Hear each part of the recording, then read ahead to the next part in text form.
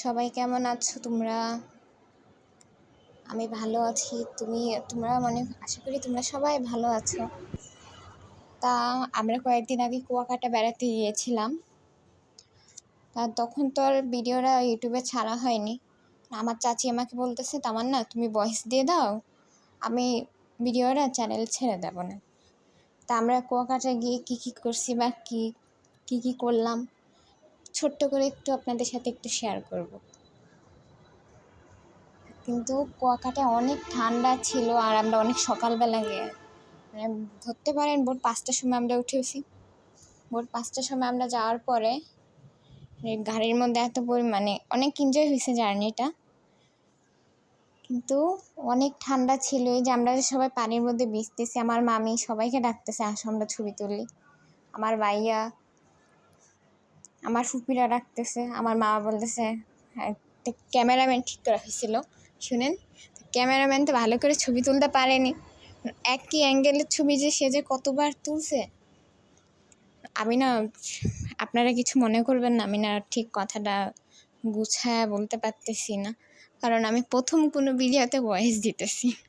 তাও আবার আমার চাচির ইউটিউবে ভিডিওটা ছাড়বে, আমি সেই ভিডিওটা ভয়েস দিতেছি। তা আমি কয়েকদিন পরে ঢাকায় আসার পরে আমি আমার বান্ধবীর সাথে এটা শেয়ার করছিলাম যে জানিস আমরা কুয়াকাটা বেড়াতে গেছিলাম, জায়গাটা সুন্দর ছিল, তো অনেক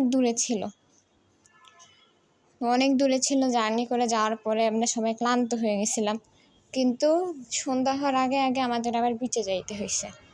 বিচে যাওয়ার পরে আমরা সবাই একটু ছবি টবি তুললাম, একটু ঘোরাফেরা করলাম, একটু চা খেলাম। খাওয়ার পরে আমরা আবার বাসায় এসে ক্লান্ত ছিল শরীর, আসার পরে সবাই শাওয়ার নিয়ে যে যার মতো শুয়ে ঘুমায় গেছে।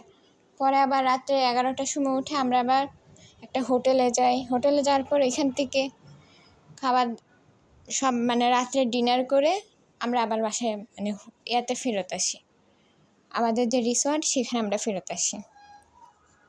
তাই এখানে দেখুন কত সুন্দর সানসেট। আবার এখানে সবাই এখানে দাঁড়ায় কেন ছবি তোলে, ঠিক সূর্যটা ঠিক মাথার উপরে, সূর্যটাকে দেখেন কি সুন্দর লাগতেছিল।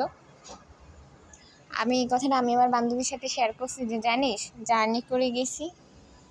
আমার বান্ধবী বলতেছে এটা অনেক দূরে ছিল, কিন্তু আমি বান্ধবীকে বলছি যে এটা অনেক দূরে ছিল, অনেক ভালো হয়েছে, এনজয় হয়েছে, আমরা সবাই মিলে গেছি।